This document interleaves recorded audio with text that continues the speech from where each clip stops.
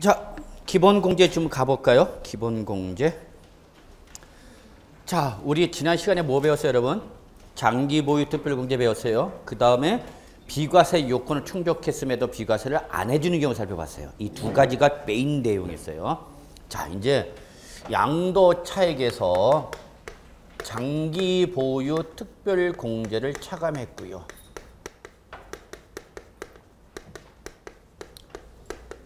여러분 이거 지금 당장 안 외우셔도 돼요. 우리 1년 내내 공부하다 보면 자동으로 외우죠. 너무 걱정하지 마시고요. 단 우리 외우는 방법이 있었다고 그랬죠?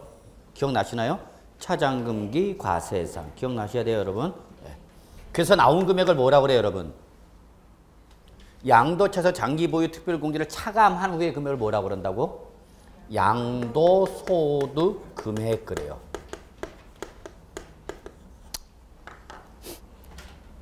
우리 세법에서 여러분 있죠? 이 뒤에 양도소득과 양도소득 금액은 하늘과 땅차예요.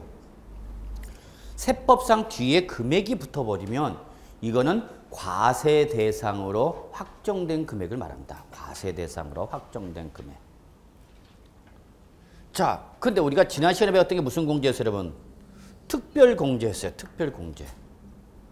그러면 특별공제가 있으니까 이에 대응되는 무슨 공제가 있다? 기본공제가 있다. 이렇게 생각하시자고요. 그래서 누구한테나 다 해준다. 그래서 여기는 뭐예요, 여러분? 양도소득 기본공제랍니다. 기본공제. 그래서 기본공제는 뭐와 대응되는 거다, 여러분? 특별공제와 대응되는 거다. 그 얘기예요, 여러분. 그래서 양도소득 금액이 확정되면 여기서 한 번 더 뭘 차감하라? 양도소득 기본공제를 차감하라. 그래서 나온 금액을 뭐란다, 여러분? 양도소득 과세 표준이란다. 이거는 세법의 용어야. 그래서 최종적으로 확정된 가액이죠. 원래 확정이 됐는데 이 특별공제가 있으니까 그에 대응되는 기본공제를 한 번 더 해주겠다는 얘기야. 그러면 여러분 우리 시험에서는 출전은 여기서 이 계산 구조상 어디를 좋아한다 그랬어요, 여러분? 양도소득 금액을 좋아한다 그랬어요. 양도소득 금액을. 그러면 양도소득 금액을 좋아하는 이유는 뭐냐면 양도소득 금액을 계산할 때 뭐까지는 공제하지만 뭐까지는 하지만 특별공제는 해주지만 뭐는 아직 안 하는 거다? 기본공제는 안 한 거다. 그러니까 시험에서 이렇게 나온 거죠. 다음 중 양도소득 금액을 계산할 때 고려 대상인 거와 고려 대상이 아닌 걸 구분하는 문제가 나오는 거죠. 그럼 위에 거는 뭐고? 고려 대상이고 이 밑에 거는 고려 대상이 아니다. 뭘 계산할 때는? 양도소득 금액을 계산할 때. 그런데 만약에 뭘 물어보면 과세 표준을 계산할 때는 뭐까지 고려해야 되는가? 기본공제. 요런 것도 시험에 나오는 거예요, 여러분. 이런 것도.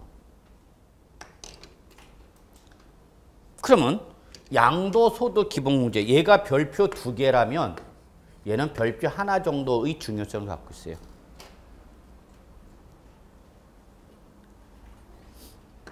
그러면 기본공제에서 우리가 정리할 내용은 뭐냐? 똑같아요, 여러분. 장기보유 특별공제와 똑같이 첫째 공제 대상과 역시 공제 금액이죠. 양도소득 기본공제가 단독 문제로 나온 건 시험에 딱 한 번이에요. 그 한 번 나왔을 때 출전에 요구한 건 뭐였느냐? 역시 뭐예요, 여러분? 공제 금액이 중요해요. 이미 노출됐어, 얘는. 그럼 여러분은 공제 대상하고 공제 금액을 특히 뭐와 비교해서? 특별공제와 비교해서 정리하셔야 돼요. 비교해서. 이런 문제는 나왔었어요. 종합문제에서. 특별공제와 기본공제의 차이점을 아시나요? 그러면 공제 대상을 보면요, 여러분. 누구한테 기본공제 줄 거냐? 얘는 글자 그대로 무슨 공제니까? 기본이야, 기본. 누구나 다 해주는 거야. 그래서 얘는 양도소득세 납세 의무자라면 다 해줍니다.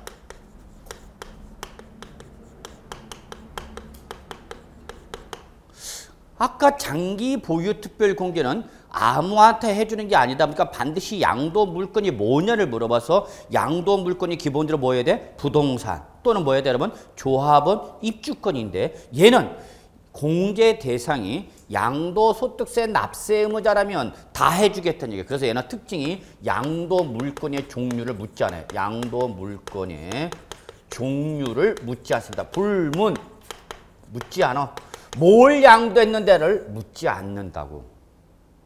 그냥 모든 양도소득세 납세 의무자라면 다 해주겠다는 얘기예요. 그래서 얘는 공제 성격이 인적 공제입니다. 사람을 보고 공제해주는 인적 공제. 그럼 아까 장기 보유 특별 공제는 무슨 공제냐? 물적 공제. 출제원들은 이런 거 좋아합니다. 뭔가 달라지는 거. 양도 물건의 종류는 묻지 않습니다. 누구한테 해준다? 양도소득세 과세 대상을 양도하면서 양도소득세 납세 의무가 발생하는 사람이라면 기본적으로 다 해주겠다는 얘기야.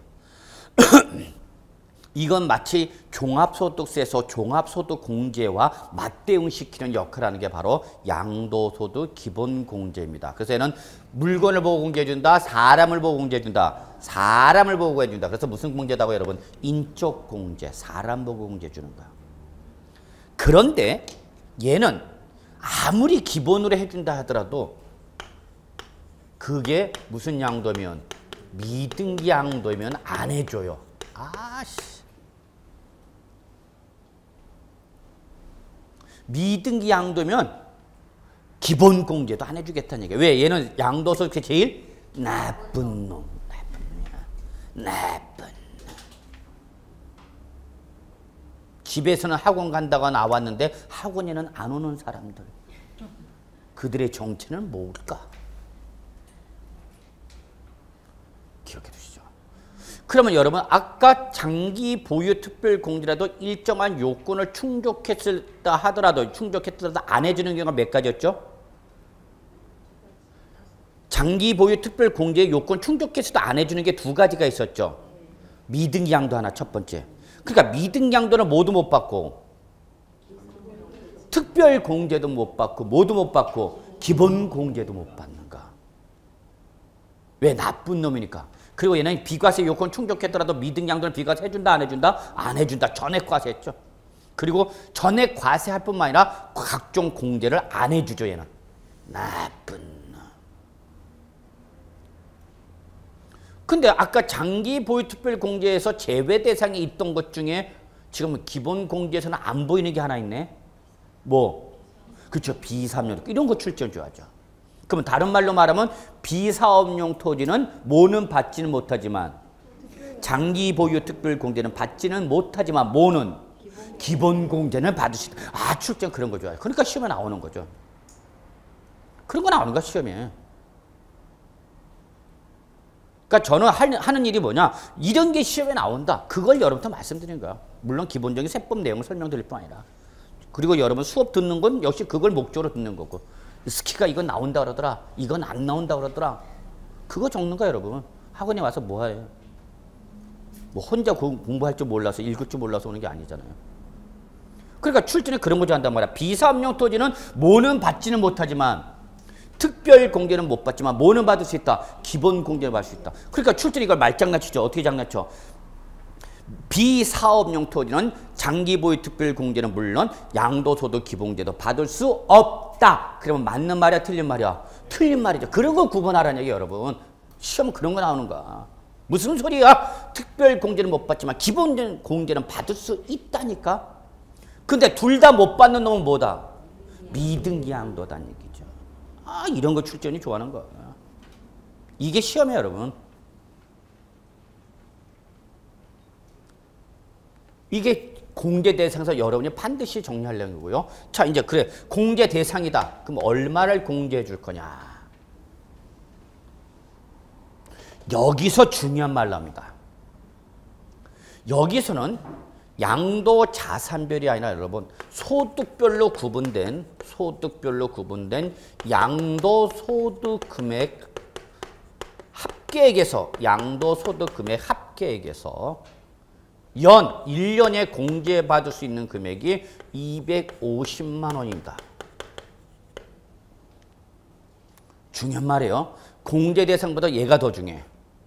출제는 여기서 장난칩니다. 소득별로 구분된 양도소득금액 합계해서 연간 얼마 여러분? 250. 1년에 공제받을 수 있는 금액은 250만 원이다. 그 얘기입니다. 출제는 이걸 살짝 어떻게 장난치냐면요. 요 소득별을 이렇게 바꿔요, 여러분. 이거를 어떻게 바꾸냐? 양도자산별. 이렇게 말을 바꾸면 여러분은 어머! 무슨 소리하고 잡아내야 돼. 양도자산별로가 아니라 소득별이다고. 요거 구분하셔야 돼요. 자, 외우는 것도 중요하지만 시험에 어떻게 나왔고 어떻게 나왔기 때문에 어떻게 나올 수 있다는 걸 제가 여러분한테 말씀드린 거예요. 이걸 출제는 어떻게 말을 바꿀 수 있다, 여러분? 소득별을 양도자산별로 이렇게 말을 바꾸면 여러분은 어머! 무슨 소리하고 잡아내야 된다는 얘기입니다. 기본이야, 이게. 두 번째, 그러면 여기서 소득별로 구분하는데 이때 소득별은 어떻게 구분하냐? 두 가지로 구분합니다. 부동산 등과 주식 등 두 가지로 구분합니다. 두 가지로. 부동산 등이니까 여기는 뭐를 말하는 거죠, 여러분? 부동산, 또 부동산에 관한 권리, 또 기타 자산 이렇게. 그래서 제가 양도소득세 과세 대상 설명에서 제가 여러 번 소득세법과 관계없이 이렇게 크게 부동산 등과 주식 등 두 가지로 대별을 하시고 그랬죠. 이게 다 이런 근거 때문에 제가 그렇게 구분한 겁니다. 그랬더니 어느 순간 선생님들이 다 따라해 이렇게. EBS의 책을 이렇게 쓰니까 그 다음부터 이렇게 바꿉니다. 그래서 여기서 부동산 등은 부동산을 양도했거나 부동산에 관한 권리를 양도했거나 기타 자산을 양도했거나 그것들의 양도소득금액 합계액을 말하는 겁니다.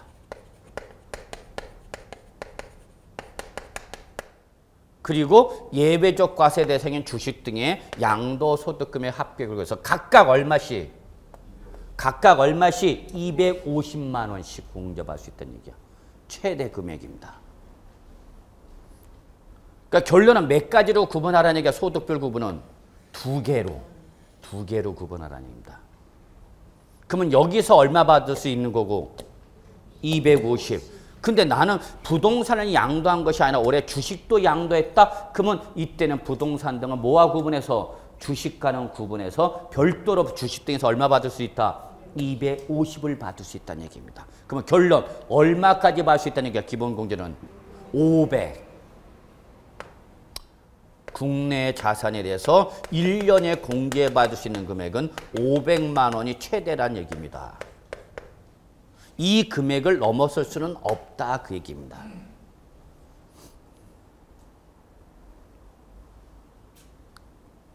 그러니까 내가 올해 부동산 양도해서 양도소득 금액이 나왔다? 그러면 거기서 250 받으라는 얘기야.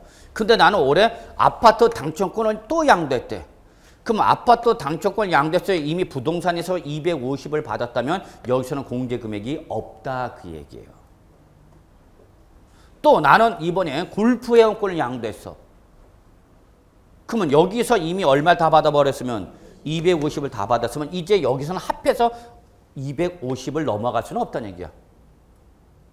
근데 그거와는 별개로 뭘 양도했다면 주식을 양도했다면 이때는 부동산 등과는 뭐하러? 별개로 얼마 받을 수 있다? 250. 그러니까 결론 1년에 공제받을 수 있는 최대 금액은 얼마다고요?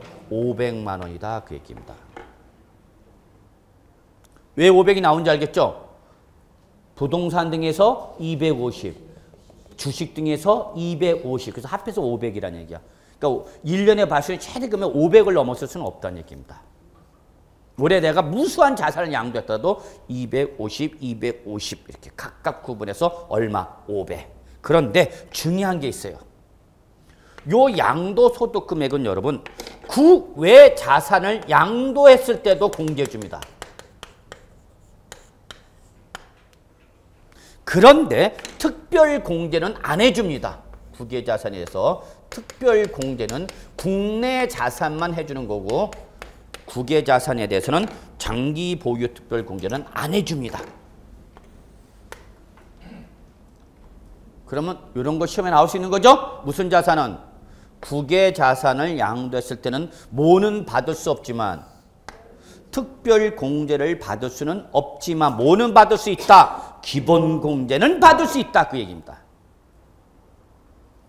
출전에 그런 거 장난친다고 그래서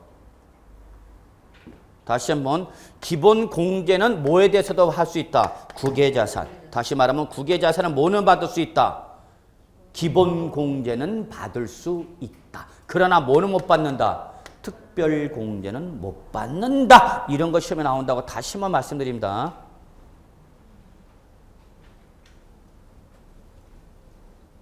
그러면 국외 자산도 국내 자산처럼 부동산 등에서 250, 국외 주식 등에서도 250. 그래서 국외 자산에서 얼마까지 받을 수 있다? 500. 그러면 결론 국내 국외 합치면 최대 얼마까지 1년에? 1,000만 원. 예. 이게 맥시멈입니다. 그래서 국내 부동산 등 250, 국내 주식 등에서 250 받고 내가 해외 자산 양도했다. 그러면 해외 부동산 등에서 250, 해외 법인 주식 등에서 250을 받을 수 있다는 얘기죠. 그래서 얼마는 넘어설 수 없다 여러분? 1,000만을 넘어설 수는 없다. 그 얘기입니다. 절대 이 금액을 넘어설 수는 없어요.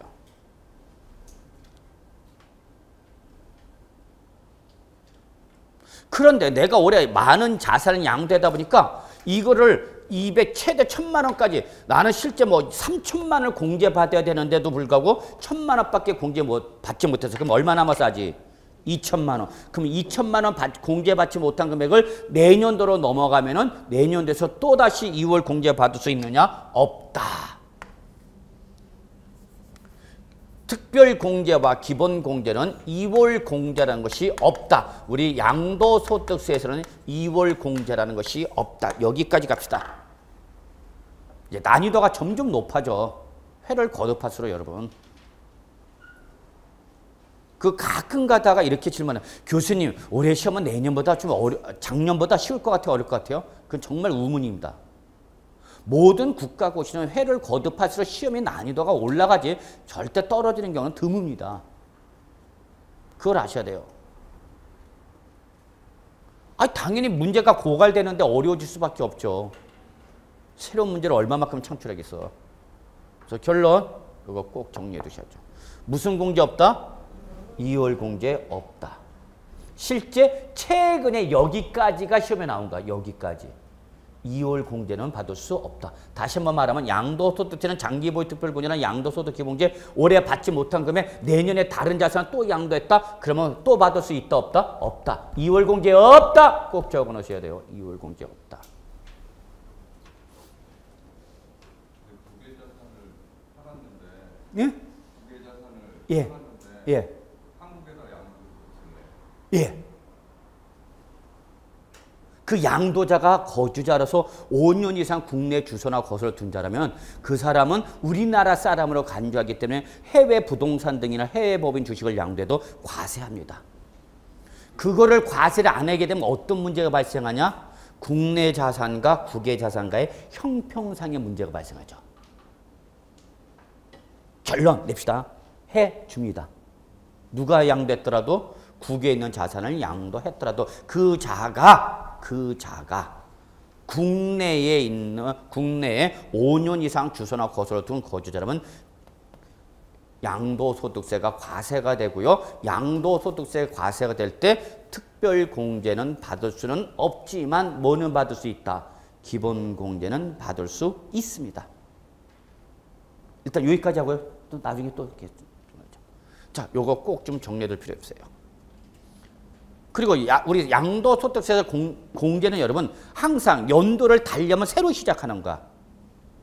달력이 바뀌면 새로 시작하는 거야. 그러니까 내가 작년에 2014년도에 기본 공제 받았다. 근데 2015년에 또 양도했다. 그러면 2014년도과는 관계없이 2015년도 따로 하라는 얘기야. 이해하세요? 달력이 바뀌면 끝이야. 새로 시작하는 거야. 새로이.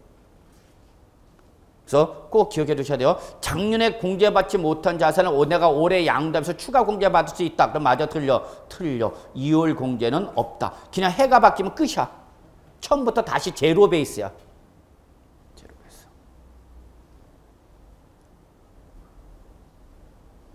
달력 준비되셨어요? 내년도 거? 와, 요즘은 달력이 얻기가 좀 많이 힘들어. 그죠? 옛날처럼 가계부 달력 이런 게 예전에 제가 은행 다닐 때만 해도 연말 되면 은행에서 가계부하고 달력이 나왔어요. 그래갖고 이렇게 예, 저기 뭡니까 고객들한테 나눠주라고 배포하라고 이렇게 나옵니다. 엄청 온다. 그러면 이제 거기서 한 박스를 이제 갖고 가죠. 집에 가서 어머니 드립니다. 어머니 가계부하고 달력 났어요. 그러면 저희 어머니가 그걸 가지고 온 동네를 돌아다니면서 아 글쎄 제주니까 갖다 주라고 갖고 왔어. 그거 갖고 자랑하러 다니는 거야. 그게 또 한때 즐거움이었어. 그래서 예전에 왜 여러분 가계부 달력 많이 나왔죠? 은행에서. 근데 요즘은 안 나와. 나와도 잘 안 줘. VIP만 줘. 새끼들이. 나쁜 쉐. 자, 그래서 여러분 다시 한번 우리 양도소득세에서 뭐는 없다? 2월 공제는 없다. 달력이 바뀌면 어떻게 한다? 새로 진행한다. 잊지 마시기 바랍니다. 지금 시험 문제가 여기까지가 나왔습니다. 여기까지. 그러면 다음에 또 나온다. 그러면 이거보다 뭐에서 나오는가? 업그레이드에서 나오죠. 그러니까 맨날 과거 것만 공부해서는 당한다는 얘기입니다. 그걸 당하지 않기 위해서 제가 여러분한테 말씀드린 거고요. 자, 그래서 기본 공제는 요 정도까지만 보시면 돼요. 요 정도까지만. 특히 주의할 건 뭐다, 여러분? 자산별로 공제 준다고요? 소득별로 구분해서 공제 준다고요? 소득별. 이게 첫 번째 출전이 건드릴 수 있다는 거. 그 다음에 둘째, 국외자산은 뭐는 받을 수 없지만 특별 공제는 받을 수 없지만 국외자산에도 뭐는 받을 수 있다. 기본 공제는 받을 수 있다. 이게 두 번째. 셋째, 무슨 공제는 받을 수 없다. 2월 공제는 받을 수 없다. 여기까지가 기출문제의 현재 난이도다. 여기서 또 남은 이제 업그레이드로 간다. 그러면 업그레이드 해서 나올 수 있는 문제가 뭐냐? 그건 이제 계속 설명드리는 거죠, 여러분한테. 되셨습니까? 여기까지? 예. 꼭 정리하시고요. 자, 그래서 양도처에서 장기 보유 특별공제를 차감하는 금액을 양도소득 금액이라 한다. 그러면 양도소득금에서 특별공제에 대응되는 무슨 공제를 해준다, 여러분? 양도소득 기본공제를 해주자. 그래서 나온 금액을 뭘 한다, 여러분? 양도소득 과세표준이라 한다. 과표 나왔다. 그러면 이제 그 다음에 무조건 뭐 나와야 된다 그랬어요, 여러분? 세율. 이거는 세법의 절대 불변의 진리입니다. 예외 없습니다. 모든 조세에 뭐가 나오면 과표가 나오면 그 다음에 무조건 뭘 곱해라고요? 세율을 곱해라고요. 예외가 없다고 그랬어 분명히. 그래서 나온 금액을 우리 뭐라 그런다 여러분? 양도소득 산출세기라 한다. 그래서 지금은 이제 이때 양도소득세의 과표에 대해 적용되는 세율을 하고자 합니다. 이때 양도소득세에서 적용되는 세율은 우리가 이거를 양도소득세 세율이라 합니다. 그래서 종합소득세율과 양도소득세율은 근간은 같으나 세부적으로는 차이가 있습니다. 2014년도 제가 2014년도 25회 대비로 강의를 하면서 반드시 나온다 그랬어요. 반드시. 네, 반드시 나왔죠. 나올 수밖에 없는 이유가 있다. 반드시 정리하라. 그대로 나왔어요. 왜 나올 수밖에 없냐? 개정됐거든요. 개정됐거든요. 특히 주택에 대한 양도소득세 세율이 개정됐어요. 이거 출전이 안 물어볼 수가 없어. 아, 공인중개사는 여러분이 양도소득세 세율을 모르면 어떻게 이제 고객한테 최소 이게 몇 프로 정도 과세가 된다는 걸 말씀해 주셔야 되는데. 나올 수밖에 없다. 그래서 2014년도에 나왔지만 2015년도 역시 출제 대상입니다. 물어볼 게 많거든요. 2014년도는 개정됐기 때문에 나올 수밖에 없다. 자, 목에 피가 터지더라고요. 그냥 외쳐댔죠.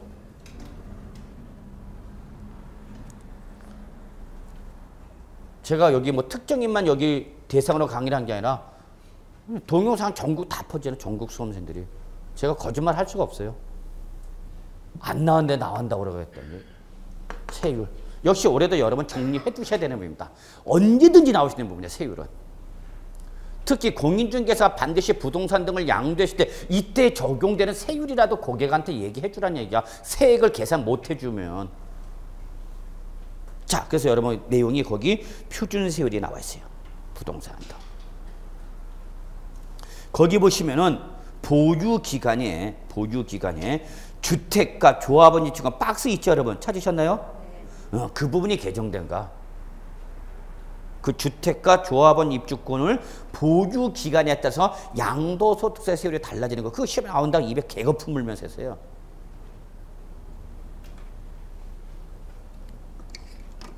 나올 수밖에 없는 거죠.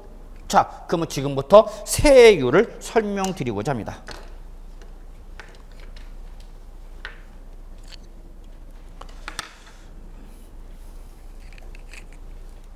자, 양도소득세 세율은요,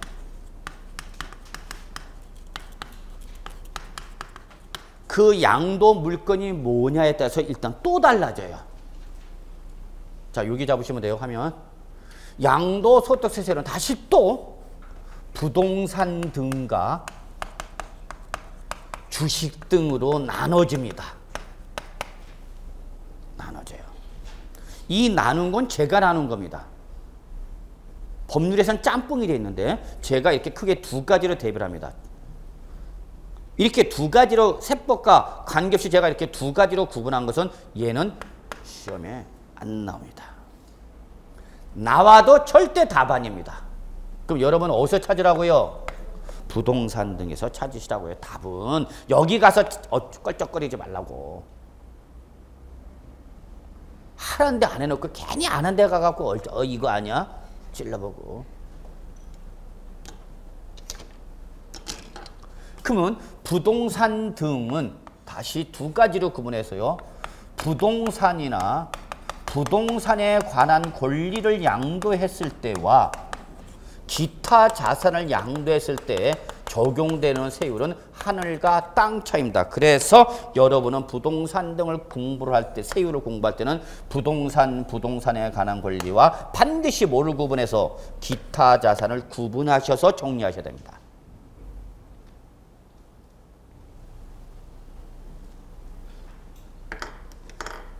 그러면 부동산이나 부동산에 관한 권리, 뭐죠 여러분? 부동산이나 부동산에 관한 권리 뭐죠? 부부죠, 부부.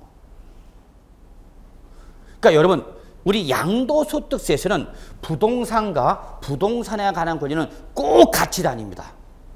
꼭 같이 다닌다는 것은 뭐를 말하냐면 동일한 규정을 적용받는다는 얘기입니다. 왜? 뭐이니까? 부부이니까.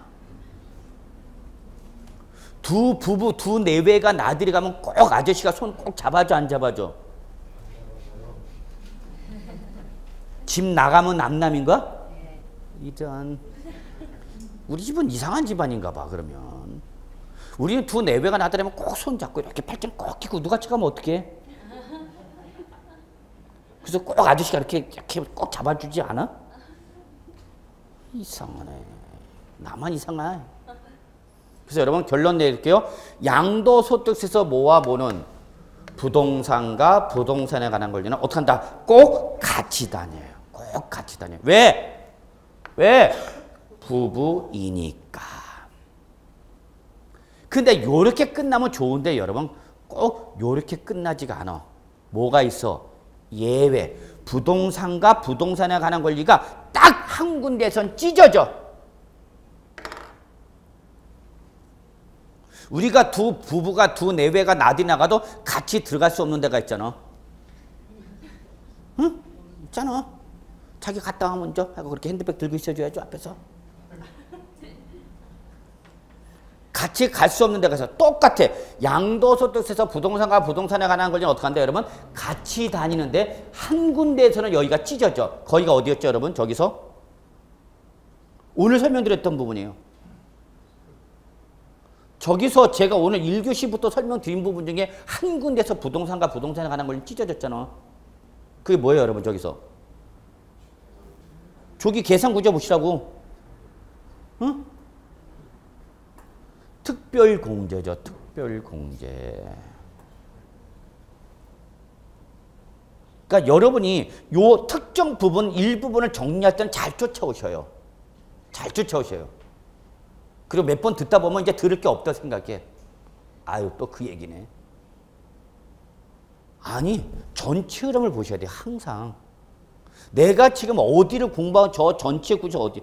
자, 부동산과 부동산에 정리하겠습니다. 부동산과 부동산에 관한 권리는 우리 양도소득세 세액 계산할 때 꼭 같이 다니는데 딱 한 군데에서만 찢어졌다. 어디서 찢어졌다고요? 특별공제일 때는 뭐만? 부동산만 공제를 받았고 뭐는? 부동산에 관한 권리는 공제받을 수 없었죠. 물론 기타 자산 공제 못 받고요. 단 요 권리 중에서 예외적으로 뭐는 받았어? 조합원 입주권은 공제받았죠? 이때 조합원 입주권은 권리로서 공제를 받은 것이 아니라 뭘로서? 주택으로서 공제받은 겁니다. 그래서 조합원 입주권은 양도소득세에서 뭐로 취급하라고요? 주택으로 취급하세요. 그랬어요. 주택수 계산할 때 봐봐라.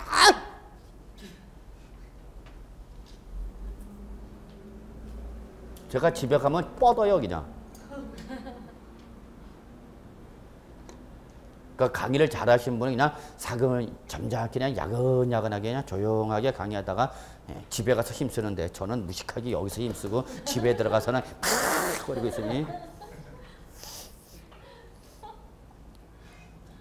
자, 꼭 기억해 두셔야 돼요. 부동산과 부동산에 관한 권리는 꼭 어떻게 한다? 같이 다닌다. 단 요거에 뭐가 있었다 여러분? 예외가 있었는데 그 예외가 뭐였다 여러분? 장기 보유. 정리하셨죠? 자, 그럼 갑시다. 그러면 부동산에 관한 권리, 부동산이나 부동산에 관한 권리 양됐다. 그러면 원칙. 여러분이 참 세법은 이래서 힘들어. 원칙 그러니까 또 뭐가 나오겠구나. 아, 이래서 세법이 공부하기가 힘들다는 얘기야. 원칙은 여러분 종합소득세율을 그대로 중요합니다. 그래서 양도소득세로 과세가 되나 종합소득세로 과세가 되나 세율의 차이점을 두지 않겠다. 그래서 종합소득세 세율을 준용하여 적용합니다. 그래서 종합소득세 세율을 준용하여 적용합니다. 그래서 양도소득과 종합소득과의 세율상의 차이를 두겠다 안 두겠다? 안 두겠다. 이때 여러분이 종합소득세 세율은 최저 6%부터 출발해서 최고 38%까지의 5단계 초과 누진세율 구조를 취하게 되어 있습니다.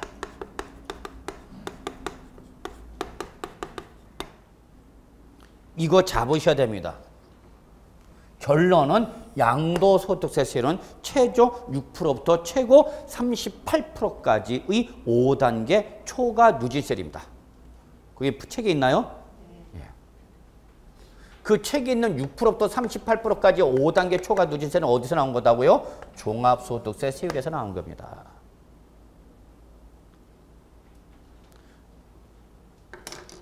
그래서 6%부터 출발해서 최고 몇 프로까지 간다? 38%까지 갑니다.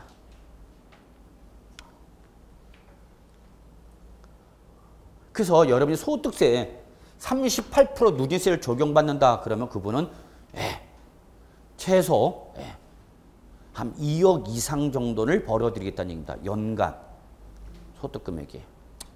뭐 1년에 여러분 억 이상 벌면 되지 않아?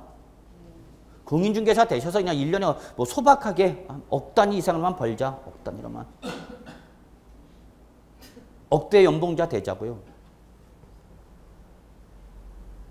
별로들 동조를 안 해줍니다. 더 벌어야 되나? 인생 뭐 있어요? 적당히 벌어서 적당히 인생 즐기면 되는 거지. 그래서 6%부터 최고 몇 프로까지 여러분? 38%까지 5단계 무슨 세율이에요 여러분? 누진세율이죠. 그러니까 과표가 뭐 할수록 커질수록 6%부터 출발해서 38%까지 5단계로 가는 거죠. 여기까지만 보세요 여러분. 여기까지만. 나중에 여러분 요거 종합소득세 세율 누진세율 계산하는 방법 가르쳐 드리겠지만. 그래서 얘는 기본이에요. 만약에 세율에서 시험에 나오면 출제는 여기를 요구합니다. 여러분한테. 어디를 공부할지 알아야 된다는 얘기 여러분. 출제는 만약에 양도소득세 세율을 물어보면 이거 안 물어봅니다. 여기서 물어봅니다. 왜 여기서 물어보냐면 얘는 종합소득세율과 똑같기 때문에 이거는 물어볼 가치가 없는 거야. 양도소득세만의 독특한 규정이 이거거든요. 원래는 종합소득세 세율 때리지만 종합소득 때리지 말고 예비대로 적용되는 세율이 있다는 얘기야. 여러분 여기서 시험에 나오는 거야. 시험은. 그러면 이때 예외는 여러분 생각합시다. 세부담을 무겁게 해주는 거겠구나 가볍게 해주는 거겠구나. 얘는 무겁게 하겠다는 얘기입니다. 뭐보다?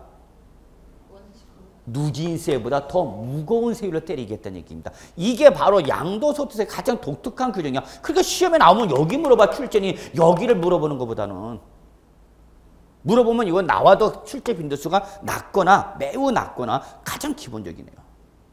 시험에 이렇게 이것도 나온 적이 있어 최근에 한 4년 전에 양도소득세 최저세율이 몇 프로냐? 그래서 과세표준 1,000만 원일 때 양도소득 최저세율이 얼마냐? 그럼 제일 적은 세율은 몇 프로예요? 6%야 6%. 이거 물어봤다니까 이거. 아이 참. 다시요. 여기서 말하는 뭐는 무슨 규정은? 예외 규정은 원칙보다 세부담을 무겁게 하겠다고요? 가볍게 하겠다고요? 여러분. 무겁게 때리겠다는 얘기야. 그러니까 얘들은 다 무슨 거래겠구나? 투기성 거래겠구나. 좋은 놈들이겠구나. 나쁜 놈들이겠구나. 나쁜. 그걸 자꾸 떠올려야지 여러분. 왜 예외 규정이 있는지. 이게 정상적인 양도가 아니라 어떤 투기성 거래의 양도더라는 얘기야. 그러면 종합소득세 누진세를 때리는 것이 아니라 양도소득세 별도로 종합세율을 때리겠다. 그 얘기입니다. 이해하시겠죠? 그러면 이 중에서 제일 나쁜 놈 뭐부터 튀어나와야 돼 그러면? 그게 미등양도. 얘는 초지일간 양도소득세 아주 나오기 걸리기만 하면 아주 아작내버리겠다는 얘기야. 너 무슨 양도했다고요? 미등기 양도했다. 그러면 그때는 70%입니다. 70%. 과표 전체 70% 세금을 때리겠다는 얘기입니다. 과표 1억이 나면 7천만 원을 소득세를 뺏어버리겠다는 얘기야. 까불고 있어.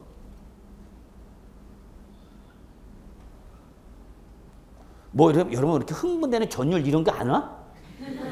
나만 오나 봐. 여러분 이거 무서운가 안 무서운가? 무서운 거 여러분. 70%면 완전 다 뺏어가겠다는 얘기야. 여기다가 항상 소득세가 있으면은 소득세 해당의 10% 상당의 만큼 뭐가 쫓아온다고 여러분?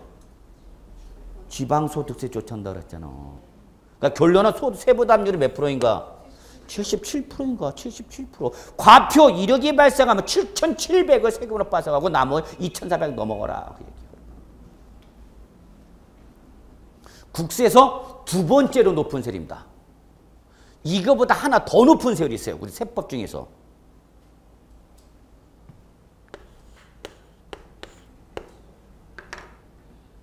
(90%짜리가) 있습니다. 이거 최근에 이번 12월 달에 와서도 법인율 개정되면서 아주 과세 강화되면서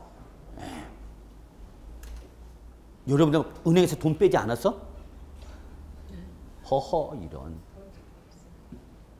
이 법률 시행이 강함으로 인해서 은행권에 현금이 쫙 빠져나갔죠. 요거는 안 빠져나갔나 봐. 금융실명 및 비밀보장, 금융실명 거래 및 비밀보장에 관한 법률에 따른 비실명 거래일 때는 90%대입니다. 은행에서 지급할 때. 지급하는 비실명 거래일 때는 지급하는 이자 금액이 몇 프로예요? 90%를 금융기관에서 원천 징수해버립니다. 그러면 또 뭐가 쫓아야 돼? 소득세 9%니까 요 놈의 몇 프로? 10%인 몇 프로가? 9%가 뭘로 쫓아오는가? 지방소득세. 그러니까 몇 프로야? 99%예요. 99%. 걸리면. 그래서 지금 앞으로 금융실명 및 비밀보장에 관한 법률에 따라서 지금은 이제 아예 본인 명이 아니로 금융기관, 예전에는 타인 명이 어느 정도 인정해줬지만 가설이지만 이럴 때 걸리면은 아예 이제 90% 다 하겠다. 이 금융실명 거래 비밀 보장에 관한 법률을 강화시켜버렸어요. 그러니까 은행에서 현금이 쫙 빠져나가는 거죠. 안 뺐어 그랬을 때? 이렇게 뺄 게 있어야 빼지. 이상하네. 자 여러분 이런 것도 가끔가다 시험에 나와. 이게 만약에 미등기 양도소득세 세율을 물어보면 출제는 이건 맞으라고 주는 거야 여러분한테. 맞으라고. 서비스 차원에서 맞으세요. 그래도 거부하죠. 싫어. 그 다음에 작년 2014년도에 어떤 일이 있었냐면 1세대 쓰지 마. 3주택 이상자일 때 또는 비사업용 토지일 때 이때는 얘보다는 한 끗 나죠. 몇 프로였겠구나? 60%였어요. 그런데 요거를 2014년도에 싹 삭제시켜버립니다. 삭제됐어요. 아예 없애버려서. 이거 언제 때 만들어진 규정인데? 전 노무현 정부 때 만들어진 거. 그동안 정권이 바뀌면서 시행을 유예했던 규정을 아예 이제 법률 규정 자체에서 삭제시켜버립니다. 근데 실제 적용을 안 하고 있었어요. 계속 1년간 유예시켰던 거거든요. 지금 부동산 경기가 좋으니까 안 좋으니까? 안 좋으니까 요 60%를 2012년도 말까지 안 하겠다. 그래서 그 다음에 또 개정되면 2014년도까지 적용하지 않겠다. 그 다음에 또 개정되면 그 다음에까지 안 하겠다. 계속 줘. 그럼 뭐하러 있냐고. 그래서 삭제시켜버린 거죠. 셋째, 1세대 2주택자였다. 50%였어요. 역시 2014년도 다 삭제시켜버립니다. 그럼 여기서 여러분이 아셔야 되는 게 뭐냐면 요 규정이 삭제됨으로 인해서 혜택을 받는 사람들은 다주택자예요? 서민이에요? 다주택 있는 사람이 혜택을 받는 거야, 결론은. 그러면 이제 마지막 뭐냐? 결론 이거죠. 뭘 따져라? 보유기간을 따져라. 그래서 보유기간이 1년 미만을 보유하고 양도하는 부동산이나 부동산에 관한 권리 때는 이때는 50%로 때리고 1년 이상 2년 미만을 보유하면은 40% 때리겠다 그 얘기야. 여러분 요때 50% 40%는 누진세보다 높은 거예요 낮은 거예요? 어? 높다니까. 예외 규정은 누진세보다 세보다는 어떻게 하게 한 거다가 여러분 무겁게 하는 거라니까. 얘는 최저 40% 얘들 최고세가 38% 초과하는 거 아니야. 얘는 전체에 대해서 50% 40%인가. 무서워 안 무서워? 무서운 거야 여러분. 이거 맞아보면 알아. 맞아봐야 알아. 세금을 한번 양도세 왕창 두들겨 맞아보면 그때 곡소리 나는 거야. 아이고 이렇게 무서운 거였구나. 맨날 나만 목에 힘주고 하지만 여러분은 받아들이는 감각이 별로 없어요. 그래서 세부 부담이 크니까 적으니까 크니까 네가 뭘 양도하면 주택이나 자 그랬죠 여러분? 양도소득세에서 입주권은 뭐와 동일시하라고요? 주택과 동일시하라 그 얘기야. 그래서 네가 그 양도한 것이 모이면 주택이나 입주권일 때는 조금 세부담을 낮춰줄게 관장한다. 40% 여기 누진세율 1년 이상. 그래서 그 양도 물건이 모이면 주택이나 조합원 입주권일 때에는 그것이 1년 미만 보유한다면 일반적인 부동산이나 부동산에 관련은 몇 프로지만 50%지만 너는 40%로 뭐 해줄게? 낮춰줄게. 1년 이상을 보유했더라도 2년 미만이면 몇 프로 맞지만 40%지만 그게 뭐면 주택이나 입주권이면 누진세를 얘와 똑같이 때려줄게 그 얘기예요. 이게 작년 개정사항이죠. 2014년 개정사항이야. 그래서 제가 그랬죠. 강의하면서 이 시험에 나온다. 반드시 나온다. 나올 수밖에 없다. 이 중요한 개정이 일어났는데 여기서 안 물어보면 출제는 어디서 물어보겠냐고. 뭐 나오는 거 아니야 그대로 시험에.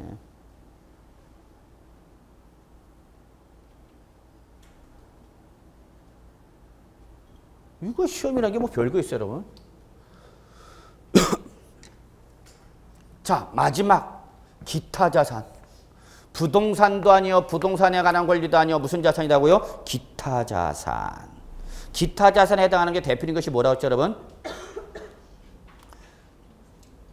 사업용 고정자산과 함께 해당되는 영업권, 일정한 시설물 이용 회원권. 여러분 여는 여기까지 두 가지만 기억하시면 되고 특정 법인 주시나 특정 업종 영위 법인 주시 유권 그것까지는 들어갈 필요가 없습니다 그랬어요. 그때 그 양도한 물건이 사업용 고정자산과 함께 양도하는 부동산이거나 사업용 고정자산과 함께 양도하는 영업권이거나 골프 회원권 등 일정한 시설물 이용 회원권이 무슨 자산이면 여러분 기타 자산이면 기타 자산은 딱 하나만 기억하시면 돼요. 기타 자산은 딱 하나만 기억하면 돼요. 무조건 저거나 무조건 종합소득세 세율을 주는 이게 특징입니다. 기타 자산의 가장 중요한 특징은 묻지 마. 무조건 뭘 때리라고요? 종합소득세 세율을 주는. 그러니까 무슨 세율로 때리라고요? 누진세율로 때리라는 얘기입니다. 이게 기타 자산을 구분하고 있는 실익인 겁니다. 굳이 기타 자산을 구분한 이유는 바로 이것 때문에 그래. 이것 때문에. 너는 보유기간 뭐 이런 거 묻지 마. 무조건이야. 무조건. 무슨 세율을 때리라고요? 누진세율을 때려. 이게 기타 자산을 구분하는 실익입니다. 이것 때문에 구분한 겁니다. 기타 자산을. 내년에 여기 양도소득세 요 주식 등에서 아마 개정이 일어날 것 같아요. 그러나 우리 공인중개사하고는 시험하고 관련이 없어요. 증권 쪽에서는 아주 민감하죠. 파생상품 이런 거 지금. 그래서 내년부터는 파생상품 등에 대한 규제 강화가 이루어집니다. 그래서 우리나라 희한하게 해갖고 파생상품이라는 것은 현물 거래된 해지 목적으로 거래를 하는 건데 우리나라는 주식시장에서 깨진 사람이 이 파생상품에서 투기 목적으로 들어옵니다. 해지 목적이 아니라 투기 목적으로 들어오다는 얘기야. 그러니까 우리나라 경제 규모에 비해서 이 파생상품이 세계 1위, 2위합니다. 쥐꼬리만한 나라에서 파생상품 거래가 세계 1위야. 2위에 2위 정도 합니다. 미국, 일본 이런 나라보다 우리나라 파생상품 거래가 더 커. 왜냐? 요 개인들이 여기 와서 주식에서 깨져갖고 여기 일로 온 거예요. 레버리지 효과를 얻기 위해서. 해지 목적으로 위험을 회피할 수단으로 온 게 아니라 그러니까 엄청나게 비정상적이죠. 그래서 이거를 억제시켜버리겠다.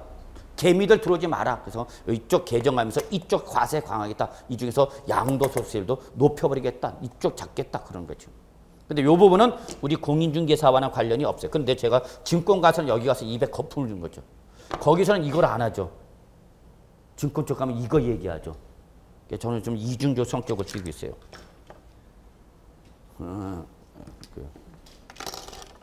자, 그래서 여러분은 여기까지만 보시면 돼요. 주식은 볼 필요 있다고요, 없다고요? 없다고. X 치세요.